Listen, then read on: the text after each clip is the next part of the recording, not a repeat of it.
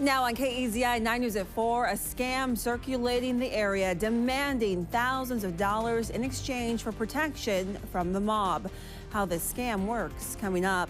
And a new kind of business is popping up in downtown Eugene. We'll show you what it's all about and why it's so unique. Still ahead. Warmer temperatures are coming for the weekend, and by the end of the 7-day forecast, record-setting temperatures are coming to Western Oregon. KEZI 9 News at 4 starts now. Live, local, late breaking. This is KEZI 9 News at 4. They threatened to harm my family, and at what point, when they texted me 3 times, do I become concerned that maybe this is real? A Eugene woman is on edge after someone demanded thousands of dollars in exchange for protection from a mob hit. Thanks for joining us this afternoon. I'm Megan Higgins. The FBI in Oregon tells us this is most likely a scam. KEZI 9 News reporter Brady Wakayama spoke to the FBI to find out just how widespread this scam really is. Brady? Megan, a spokesperson with the FBI of Oregon, told me that these scams happen all the time, and it could be on the rise because everybody has cell phones and everybody's on social media. Now, I sat down with Kim R. Scott, who told me she was frightened to wake up to a threatening text from an unfamiliar number this morning. The text demanded she give them $8,000 or else she and her family would be in danger. She initially thought it was one of her friends playing a prank on her, but she tells me she called the number and it went to an automatic voice message system. Shortly after she called, she received 2 more text messages telling her to act quickly. It's just unsettling, and with 3 texts within a certain period of time, and that I called back and it wasn't anybody that I recognized or anybody that answered the phone. She says she contacted police about the situation and plans to press charges. And coming up on KEZI 9 News at 5, I'll show you how you can prevent these scams from happening to you and how to protect your family. Live in the newsroom, Brady Wakayama, KEZI 9 News. All right, thanks so much, Brady. Well, a man is charged with manslaughter in connection to a fight last night that left a man dead. Joshua Delgado was in court today. Sutherland police say he got into a fight with Mario Garcia on Locust Street in Oakland. They say Delgado hit him and Garcia fell to the ground and hit his head on a curb. Well, Garcia was taken to the hospital where he died from his injuries, and we'll speak with law enforcement more about this investigation coming up tonight on KEZI 9 News at 5 o'clock. We are learning more information about a pedestrian accident in Eugene last night that left a teen in the hospital. 19-year-old Jasmine Bredding is facing a slew of charges, including assault, DUI, reckless endangering, and was also cited for minor in possession of alcohol while driving. The accident happened last night around 9:30 at the intersection of 10th and Olive. Police say a 19-year-old man was walking across the street when Bredding hit him. He was taken to the hospital with serious injuries. Police say there were 2 passengers in the car at the time of the crash. No word on whether they were hurt. One man is dead following a motorcycle accident on Highway 42 near Winston. It happened around 3:30 yesterday afternoon. State police say the motorcyclist, 69-year-old Tommy Surratt, crossed the center line going around a curve and crashed into an SUV. He was taken to the hospital where he later died. The driver of the SUV was treated for minor injuries, and state police are continuing to investigate. Happening today, the Springfield Police Department holding a pedestrian safety education operation. The focus to raise awareness and educate the public of pedestrian safety laws. Warning signs will be posted, warning drivers and pedestrians that they are entering the safety zones. And this is all happening on Main Street between 28th and 54th Streets. And it actually just got started a few minutes ago. It'll last till 8 o'clock. An inmate is back at the Douglas County Jail today after police say he escaped. Deputies say 36-year-old Lionel Jimenez escaped through an exit door around 11 yesterday morning. Roseburg police found him on Pine Street a little after 12:30. The Douglas County Sheriff's Office says it is reviewing the incident and taking steps to prevent it from happening again. They do say he was not considered a threat to the public during his escape. Now, your first forecast with meteorologist Connor Lewis. We've got some clear weather across Oregon, and that includes a nice sunny coast. Right now, you can see some thunderstorms in eastern Oregon. They need some rain. They've been in drought conditions, and we're doing okay in western Oregon, although haven't seen a whole lot of thunderstorms, and we're not going to see any thunderstorms. In Coos Bay, it's nice and sunny right now. You can see those offshore clouds staying well offshore. 66 degrees right now and a north breeze of 21 miles per hour. And here's a look at Eugene. Blue skies out there right now and 84 degrees. Nice little breeze as well. 12 miles per hour. Along the I-5 corridor, we have 80s right now. You can see the oranges. There's more orange out there than there was yesterday. Slightly warmer out there. No morning clouds to keep our temperatures down. And for tonight, another clear night. Thankfully, we're going to see those temperatures nosedive yet again. 52 in Corvallis, 51 in Eugene.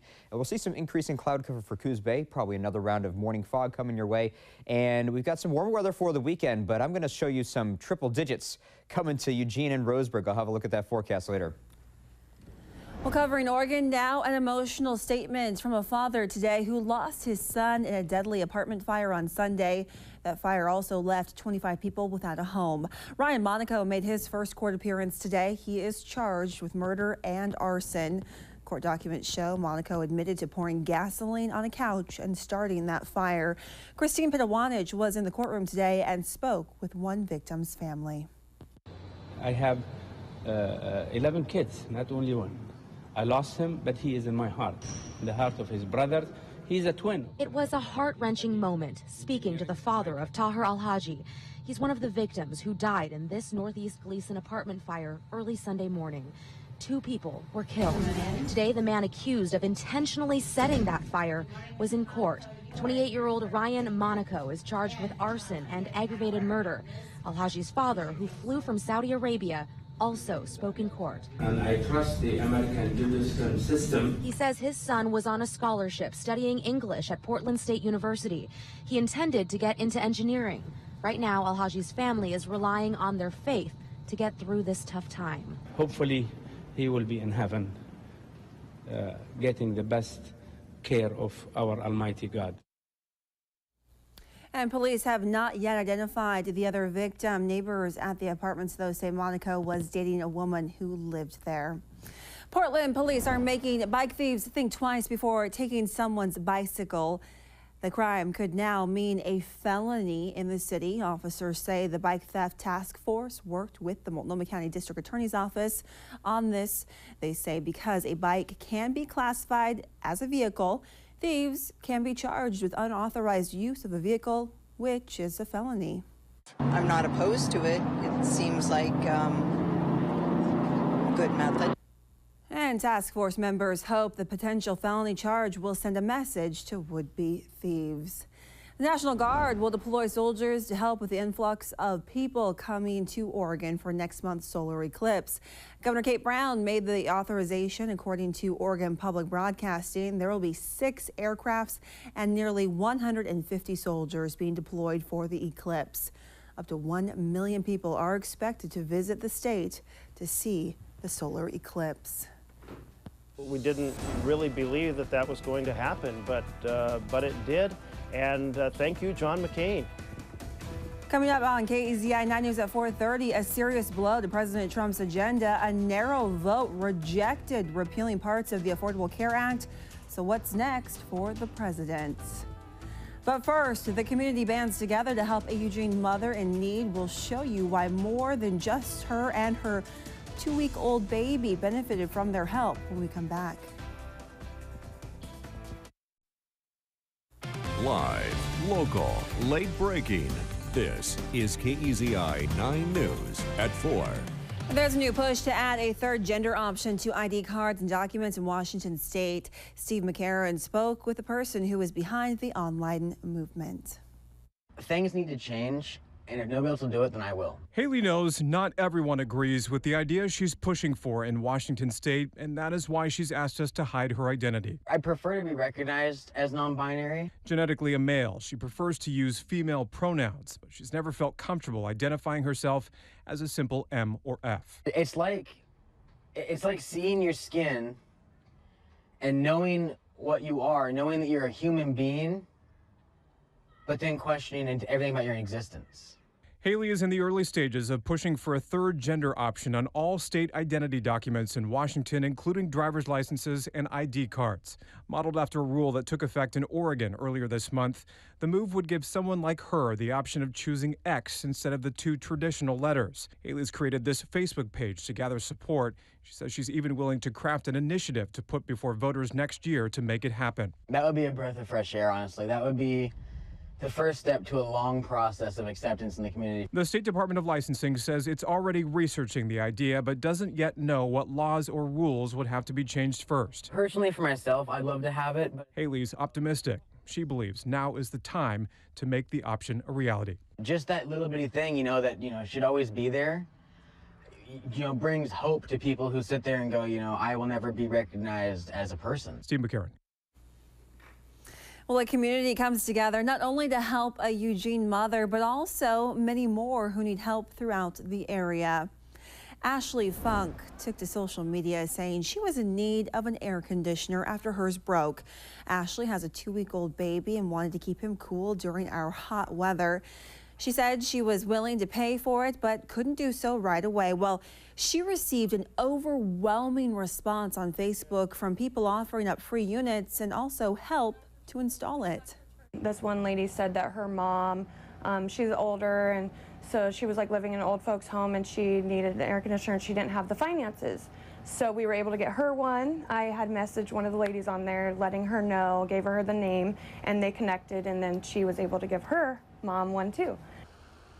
And as for all those extra AC units that were offered up, they found new homes as well. Others posted saying they too were in need of units. A new kind of business is coming to downtown Eugene this weekend, and it's called Huge Pop.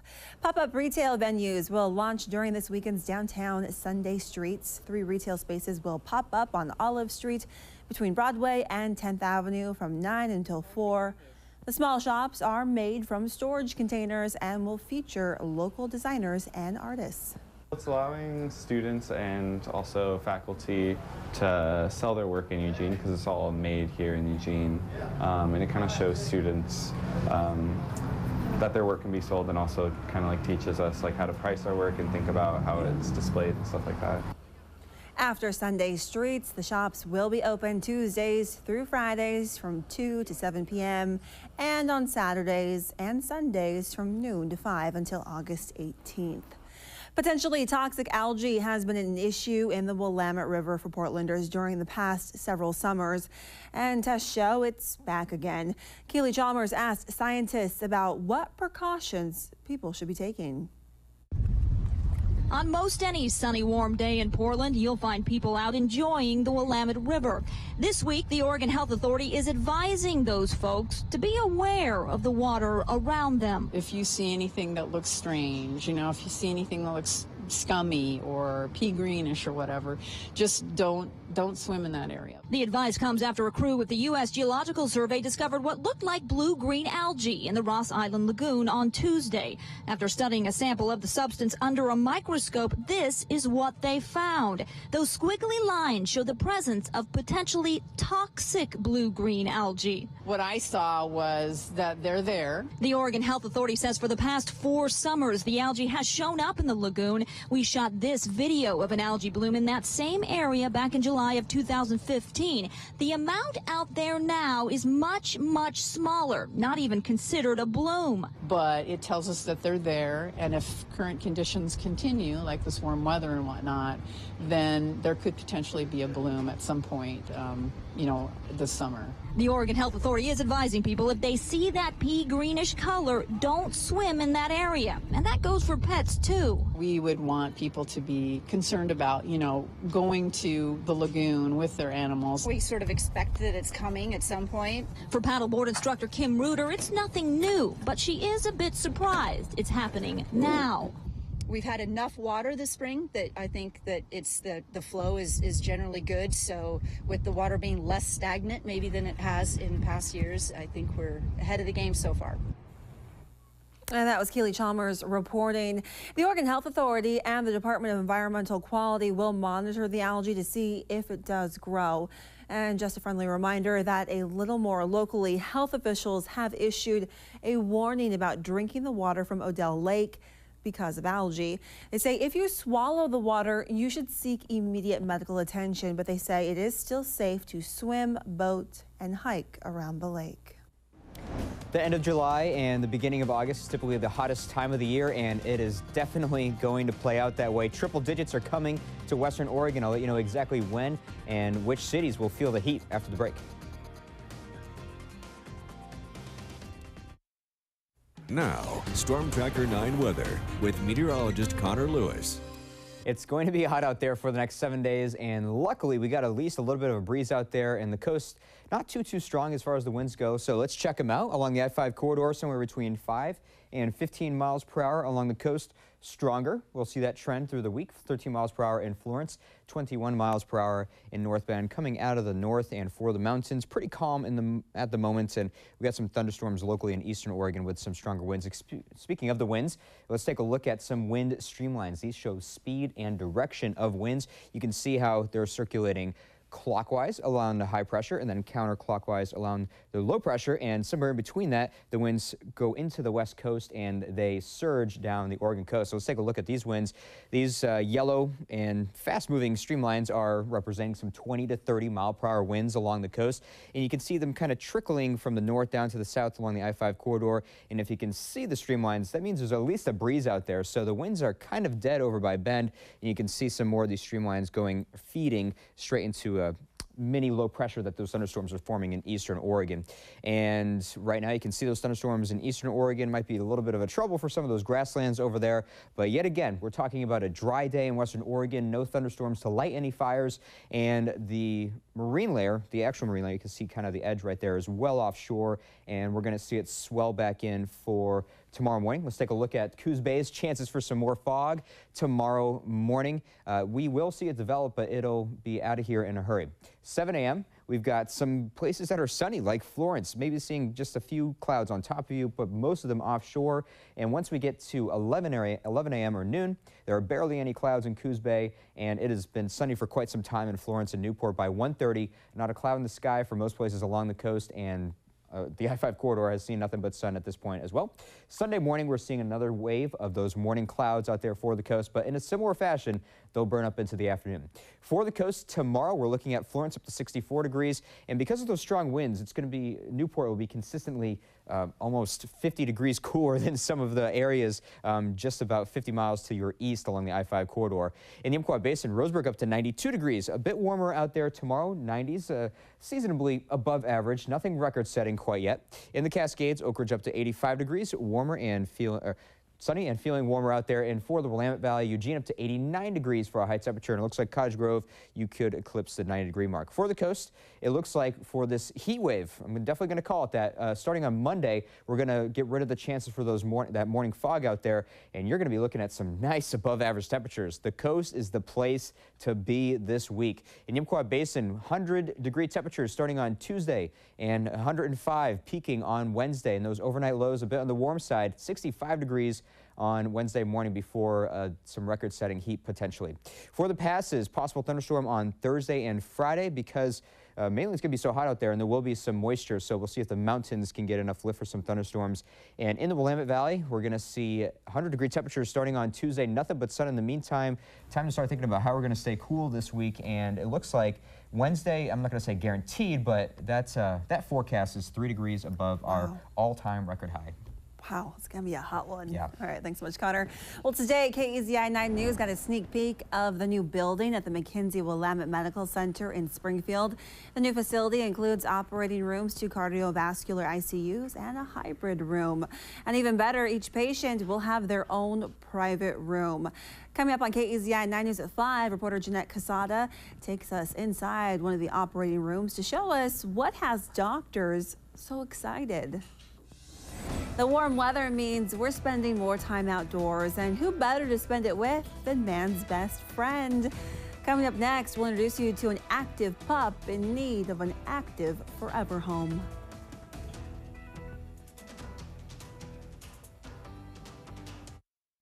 And welcome back, everybody. It is Friday. It is time for Pet of the Week. And as usual, we have Janice here from Green Hill Humane Society. And today she has brought with her a fun little guy called Rumple. I'm not sure what he's looking at right now. Where did you get Gotcha. Good job. Where did you get the name Ruffle from? Well, he came in as a stray to our First Avenue shelter, so that's how he got his name. We had to call him something. So right. Cute little hound dog mix who is not claimed by his owner, and he's about 1 year old. He is a great little dog, lots of potential. He has had some training, but he could use a little bit more. He sat when we asked him to sit. He did. So he's got a little bit. And he knows how to go into down position. Right, and, right. He's going to need an active home that's going to give him lots of enrichment. No, an active home?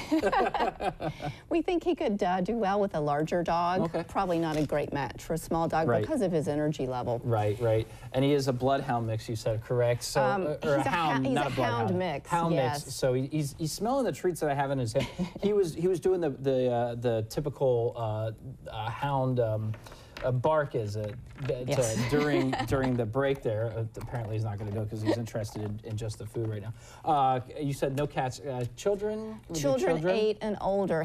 He's a nice dog. He does jump a little bit, so kids 8 and older would be good. Extremely friendly though. Extremely fun. Does he do well with the frisbee? Is he a frisbee dog? Well, he loves toys. I'm not sure about the frisbee, but he does love his toys and likes going out for walks. So he's a fun guy. Oh yeah, you seem like a fun guy. Wouldn't mind taking you home myself. I wish I could. If you are interested in adopting Rumpel here, you can contact the Green Humane Society. Their number is on your screen there, 541-689-1503, or we'll have more information at kzi.com. Thanks, Janice. Thanks, Thank Rumpel. you. Pretty cute there. Well, an Oregon Humane Society needs your help. They're trying to find out who's behind a recent break-in. The Humane Society thrift store in Grants Pass says it was broken into this past month, and they say the people shown here in the video took merchandise and had to repair damages and also replace some broken locks. They say they're frustrated because money that could be used to help animals is now instead going to security and repairs. We are working very hard to improve our security here. We're adding lighting, we've got our cameras. So every dollar that we have to spend here takes away from the animals. They also say they've had a problem with people dumping items after hours, which also places the burden and cost to remove the items on them. Hundreds of police vehicles have been pulled from the road as investigators in Texas try to figure out what caused the toxic fumes that made several officers sick. Plus, what's next for the White House after the Senate rejected a measure to repeal portions of the Affordable Care Act. That's next on KEZI 9 News at 4:30.